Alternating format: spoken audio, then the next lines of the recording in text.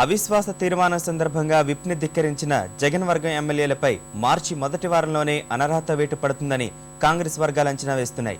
అదే సమయంలో అక్రమాస్తుల కేసులో జగన్ ని అరెస్టు చేసే అవకాశం ఉందని అధికార పార్టీ నేతలు భావిస్తున్నారు.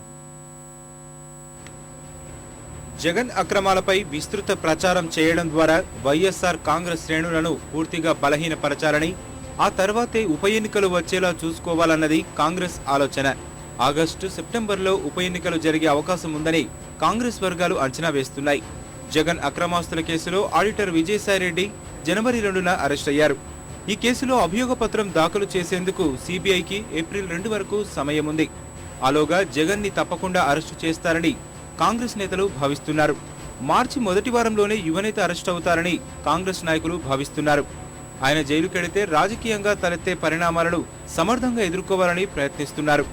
జగన్ అరెస్ట్ అయ్యాక 4-5 నెలలకు ఉప ఎన్నికలు వస్తే సానుభూతి కూడా ఉండదన్నది వీరి భావన. సిబిఐ అభియోగ పత్రం ద్వారా వెలుగులోకి వచ్చే అక్రమాస్తులు, అవకతవకలు, అధికార దుర్వినియోగం గురించి ప్రజల్లోకి బాగా తీసుకెళ్లేందుకు కాంగ్రెస్ నేతలు వ్యూహాలు రచిస్తున్నారు. వీటిపైనే గురిపెట్టి ప్రచారం సాగిస్తే వైఎస్ఆర్ కాంగ్రెస్ పార్టీని నైతికంగా, రాజకీయంగా నష్టపరచవచ్చన్న వ్యూహం సిద్ధం చేస్తున్నారు.